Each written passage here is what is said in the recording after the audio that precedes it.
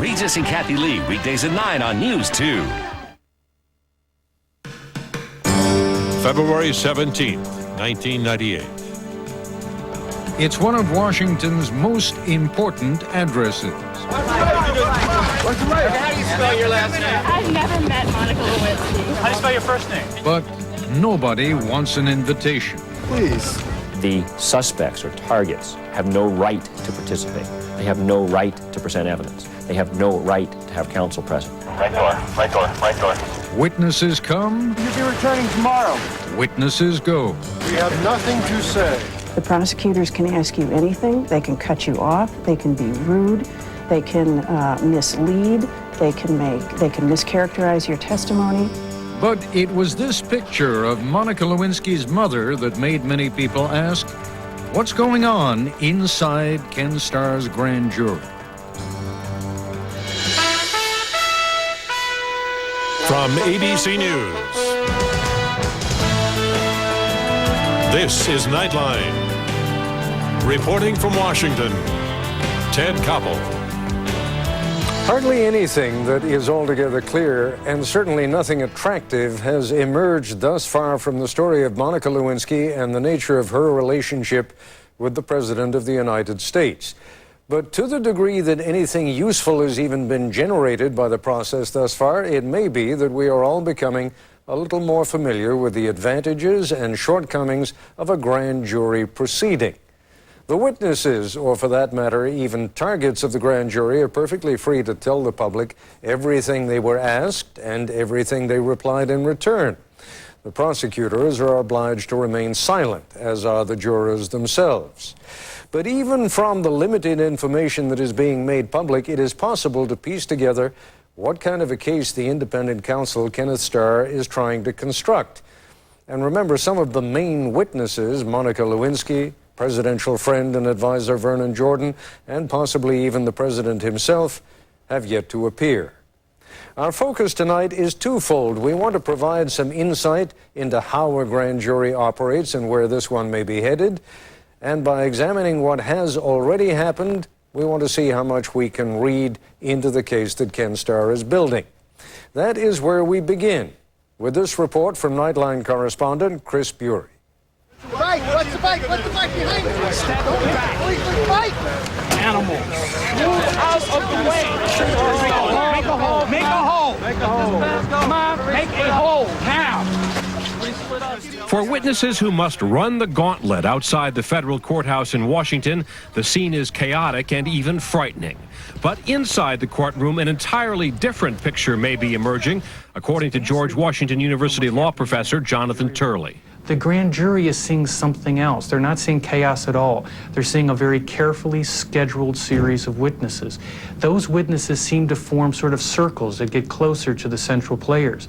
To them, a picture is emerging. The person that draws that picture is the prosecutor. Today, for instance, the grand jury heard from two witnesses who may establish the movements of the president. Steve Gooden, a White House aide who once kept the president on schedule, and Louis Fox, a retired Secret Service officer who says he saw Mr. Clinton meet with Lewinsky in the Oval Office. John Barrett, who helped prosecute the Iran-Contra case, is now a law professor at St. John's University. Ascertaining the movements and the meetings of the president are one half of the Monica Lewinsky equation. I assume that there are also records that indicate when she visited the White House complex, and what they're doing with these witnesses and these records is simply matching up the two people to see when they were in the building and what meetings they may have had. In the parade of witnesses over the last 3 weeks, testimonials from the president's aides and former advisors have dominated the stakeout sound bites.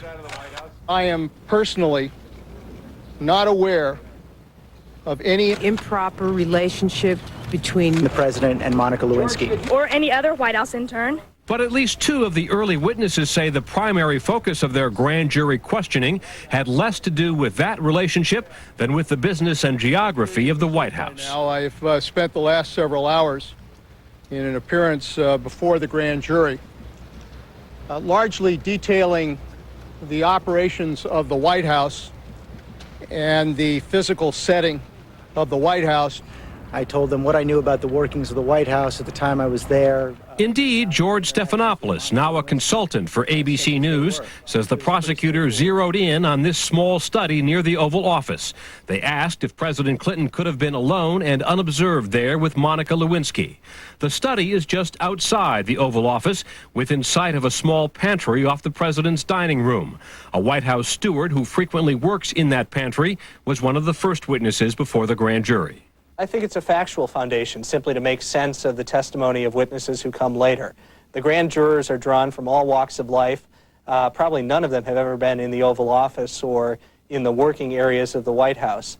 And so to make that familiar and to make it concrete, I'm sure they have a chart, floor plan, and they have a pointer, and they have witnesses who are basically explaining who sits where, who does what, how one moves from one location to another location in the Oval Office area. In Kenneth Starr's grand jury investigation, a second set of witnesses, those who are spending the least time in front of cameras, may have the most important things to say. They are the potential corroborating witnesses who are being called in to set the stage for later testimony from the principal players, particularly Monica Lewinsky. At least 3 witnesses have been called to corroborate reports that Lewinsky told them she had a sexual relationship with President Clinton. Ashley Raines, a White House aide and close friend of Lewinsky's. Naisha Erblund, a high school classmate from Beverly Hills. And more importantly, Marsha Lewis, Lewinsky's mother, who appeared so distraught after hearing tapes of her daughter's phone conversations before the grand jury last week. When Ms. Lewis went into that grand jury room, she had to realize that that prosecutor was not going to treat her as a mother. That prosecutor was going to treat her as a co-conspirator, somebody who actively spoke with another person about committing fairly serious offenses. The grand jury may also evaluate circumstantial evidence, including emails from Lewinsky to Linda Tripp, the co-worker who taped her phone calls. Newsweek magazine reports that in some of those emails, Lewinsky refers to neckties she bought for the president. In one email just after Valentine's Day last year, Lewinsky writes, "Nice that the big creep didn't even try to call me on V-Day. He could have called me last night and didn't." Lewinsky's lawyer is trying to raise doubts, though he doesn't deny the Newsweek story. I can tell you that I have no knowledge of any such email, particularly hard copies of email, and assume that it came from Linda Tripp. But the grand jury is expected to get other evidence, including Lewinsky's taped phone conversations, the talking points Tripp says Lewinsky gave her to steer her potential testimony, White House logs showing Lewinsky cleared in at least 37 times, beeper records detailing Lewinsky's numerous pages to White House officials, and gifts Lewinsky reportedly received from the president. It seems that much of the grand jury work up until this point has been preparing for the interrogation of Monica Lewinsky. And what they've done is built a factual context for her testimony.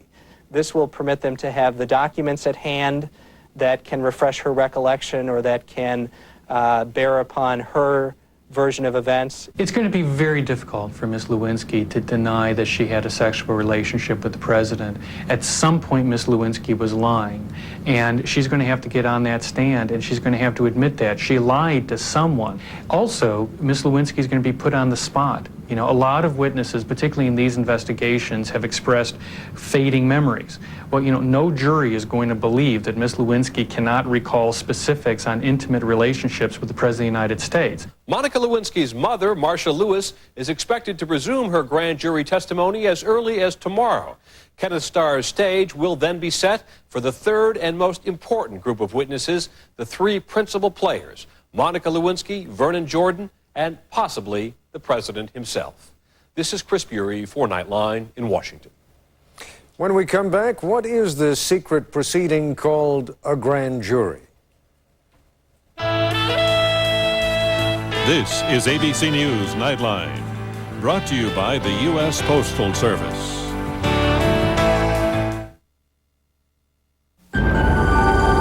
When you ship with Priority Mail, it's a great way to save money. But what about other parts of the world? There's Global Priority Mail.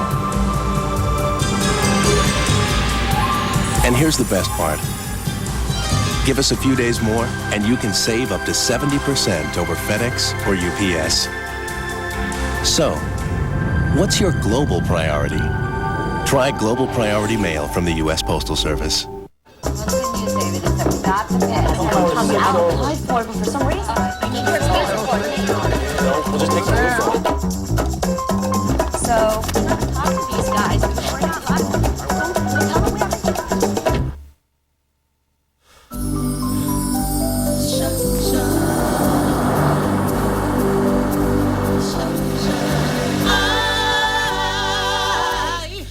Everyday people.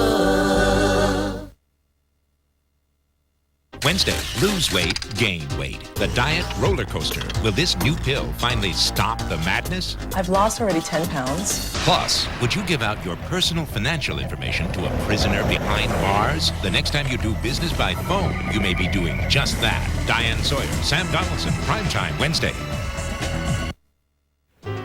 Man, I'd love a pizza. What kind? What? You look like a pepperoni guy. I'm Jan from Bell South Mobility, bringing reliable wireless service to everyone. But I just want a pizza. Share my vision. You have a cell phone. You're calling. Boom! There's your piping hot pie. But the cost. About the cost of some pizza, friend.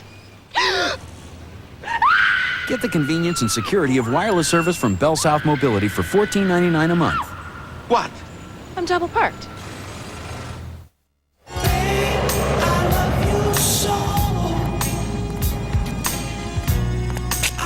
You to know that I'm gonna miss your love the minute you walk out that door. Please don't go. That'll keep you company.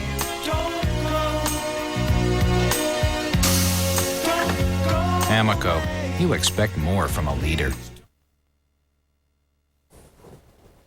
The grand jury decides whether a prosecutor like Kenneth Starr has enough evidence to take a target like President Clinton to trial. But is it that simple? Here's ABC's Linda Douglas. It is a secret proceeding in which witnesses can be forced to testify. You're dealing with prosecutors. In many cases, there's more than one who will fire questions at the witness. It is hidden from the public and the press. You're sitting in that grand jury alone. You're not there with a lawyer. You're not there with a friend. You are alone. And many of the rules of the trial court don't apply. It's completely intimidating. The prosecutors can ask you anything. They can cut you off. They can be rude. They can mislead. They can mischaracterize your testimony. The picture of Monica Lewinsky's mother emerging from the grand jury raises the question, what is this secret tribunal and how does it fit into the American criminal justice system? The grand jury's roots are in 12th century England during the reign of King Henry II.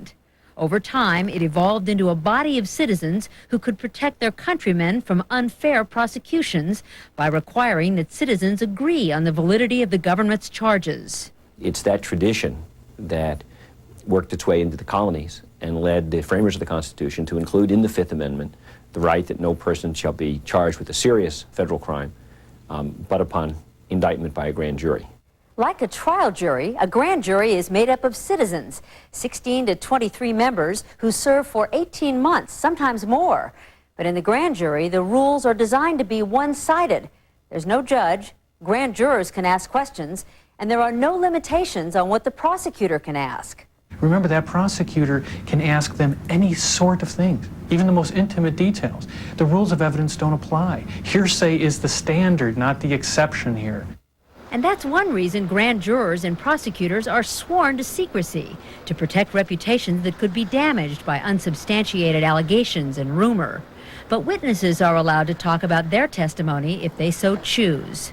I walked into the room, and there are 23 ordinary Americans sitting there. Former White House lawyer Jane Sherburne was called to testify before the Whitewater grand jury last year. The same jury now hearing testimony about Monica Lewinsky. Well, I found myself watching these 23 people very carefully.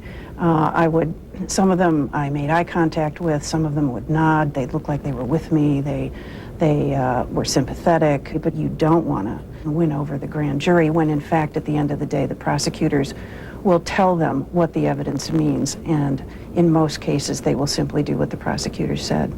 In almost every case, that is true. Grand juries have become a tool of the prosecutor, the means by which he builds his case. The prosecutor has total control of what information the grand jurors hear and when they hear it. By the time it's over, it is said that if the prosecutor asked it to, the grand jury would indict a ham sandwich. The ham sandwich would have to be guilty of something before you could indict it, but that's the only thing that would stand in your way. You have to find a crime. Generally, if the government spends the resources and effort to present a case before a grand jury, the grand jury will indict. But first, the prosecutor must find probable cause that a crime was committed. In the ever-expanding Whitewater investigation, Kenneth Starr has used 4 different grand juries in Washington to evaluate evidence against the Clintons. 2 years ago, Hillary Clinton gave her grand jury testimony on Whitewater in the presence of 9 prosecutors. Would you rather have been somewhere else today? Oh, about 1 million other places today, indeed. If Kenneth Starr concludes he has enough evidence that Mrs. Clinton committed a crime in the Whitewater case, he could seek a vote of the grand jury to indict her. And if he develops enough evidence against presidential friend Vernon Jordan in the Monica Lewinsky case, he could seek to indict him. But the focus of all these investigations is President Clinton, and many scholars believe a sitting president cannot be indicted. If Starr believes he's developed a criminal case against the president, the decision whether to indict will become a political one. Starr will likely take it out of the hands of the 23 grand jurors and put it into the hands of the U.S. Congress. This is Linda Douglas for Nightline in Washington. When we come back, we'll be joined by 2 attorneys intimately familiar with grand jury proceedings. You were going to try the patch, but you didn't. You were going to try the gum. You didn't. And you're still smoking. It's time to see your doctor about totally different ways to help you quit. Not a patch, not a gum, but prescription medicine that can help separate you from your cigarettes. Ask your doctor or call 1-888-959-STOP and finally break free from smoking. Car and Driver ranked the Intrigue #1 over Camry LE V6 and Taurus LX. And Automobile Magazine calls it an E-Class Mercedes you can buy for under $21,500. Only when you test drive the Intrigue will all its secrets be revealed. Intrigue by Oldsmobile, a sophisticated twist on a sports sedan. Now receive 1.9% APR financing on the Intrigue and the entire line of Oldsmobiles. Coming up, Hillary Clinton. She's not blaming Bill. She's blaming a vast right-wing conspiracy. So that's good, don't you think? Politically Incorrect with Bill Maher, coming up on ABC. I first started losing my hair when I was about 22 years old. Now that I'm 37, I've noticed that I've got quite a problem. Randy is a candidate for a hair transplantation. The reason why I'm doing something now about my hair loss is because I want to feel better about myself. I think people look better with hair. Find out if you're a candidate for hair transplantation. Call for your free information package right now. Call Pierre Amlot International today. If you see this, don't do this. School closings in just a few Do minutes. this. The News 2 Snowman Report. School closing information is featured on screen during programming, so there's never needless waiting around. For school closing information, turn to the Snowman Report, only on News 2. The News 2 Snowman Report is brought to you by Sofa Connection, Purity Dairies, and the Nashville Predators. When I was 3 months pregnant with her, I got hit on Galton Road.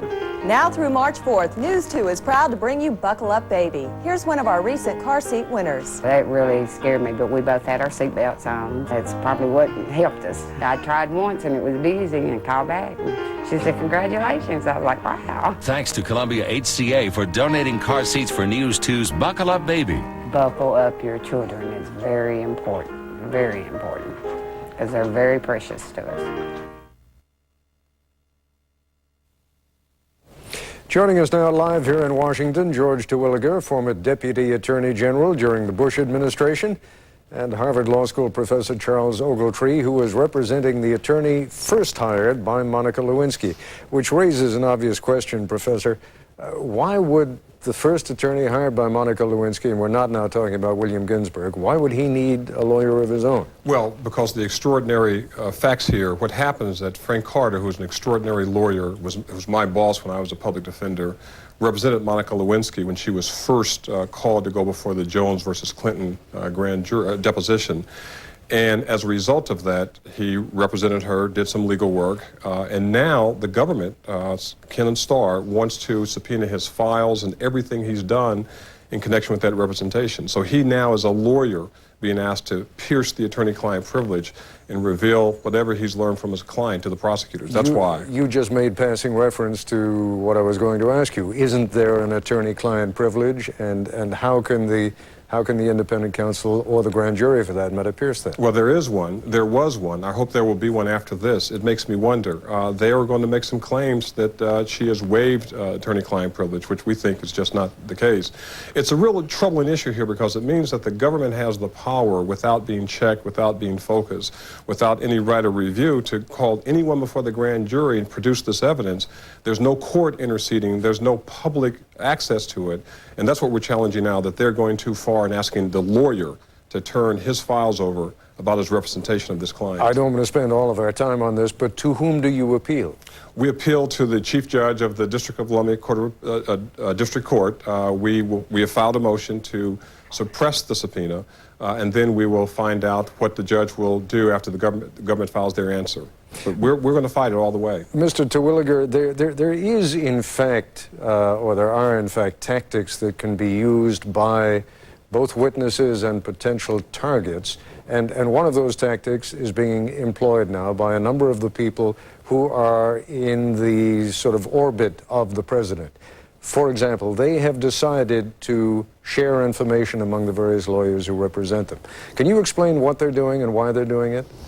It's not at all uncommon, Ted, for lawyers who represent individual witnesses in a given grand jury investigation to agree to jointly share what would otherwise be privileged information under a joint defense or joint privilege agreement, or to share information that's not privileged, that is, that didn't come from their clients but is general knowledge of the case, so that they can be prepared for the types of questions their clients will be asked and so forth in front of the grand jury. Doesn't it do more than that, though, doesn't it? In this case, let all of those potential witnesses know that what they're going to be saying will also be known, in this case, by the president?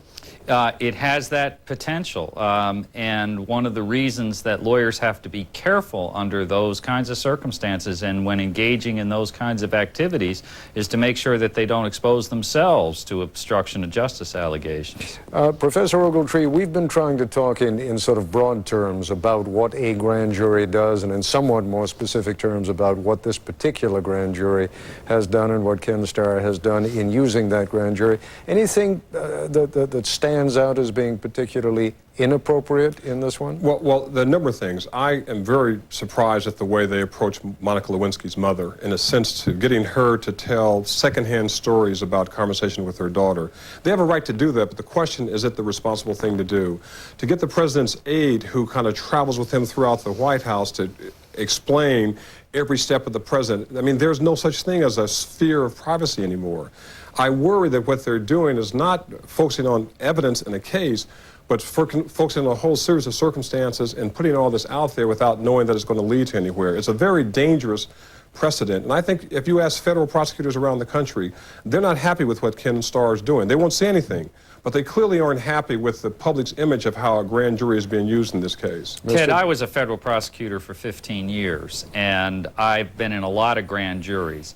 I don't think we can make the kinds of judgments that the questions that Professor Ogletree has asked entail. I don't think we know yet whether that information is relevant or not, and like any other prosecutor, I think most courts will give Mr. Starr the presumption of regularity until there's some real evidence that he is transgressing. Well, actually, the question I was going to put to you, Professor Ogletree, is since what is being charged here involves an act of great intimacy, isn't it inevitable that in order to determine the accuracy of whether these things took place or did not, inevitably a certain delicate delicate questions are going to have to be posed to people who are close to either side. That's one small part of it, Ted. What we have here beyond that is a witness being taped illegally in Maryland with her private conversations, the witness working with the Jones lawyers to prepare them for the president's deposition. We have Starr going out and getting the same witness to tape another conversation. We have a half a dozen prosecutors and a half a dozen law enforcement agencies seizing Monica Lewinsky. We having them not let her call her lawyer when they knew she was represented by a lawyer. This is not the regular course of business for any prosecutor anywhere in the country. And that's what makes everyone so worried about where this is really going. Mr. Terwilliger, I guess this will be the final question then to you. We have Professor Ogletree here representing an attorney and, in effect, taking something over the head of the grand jury and trying to get a decision that something either is or is not appropriate. Is that possible in other aspects of grand jury proceedings? In other words, could any one of the witnesses' lawyers do the same thing? They could, although the number of types of things that the judge will actually hear, Ted, is fairly limited. As your piece leading into this discussion detailed, the prosecutors really do run the grand jury and have a lot of room to roam, but there are boundaries, and I'd be the first one to condemn anyone who goes outside of those bounds. I think just as to the president's guilt or innocence of any crime, we need to withhold judgment on Starr's tactics until we see the end result. And on that note, let me thank you both. Mr. Terwilliger, Professor Ogletree, very good of you both to come in and join us. Thank you. Thank you, Ted. I'll be back in a moment. I guess I've been bringing the office home with me, because lately I've had some pain at night, and I just couldn't get to sleep. And then I'd worry about taking something. I mean, I'm at work pretty early, you know. How would I feel? But then I tried Tylenol PM. That's something I can trust. Well, the Tylenol PM stopped my pain. It helped me sleep. Next morning, I'm up and out and ready for my day. Nothing like a good night's sleep. Rest easy. It's Tylenol PM.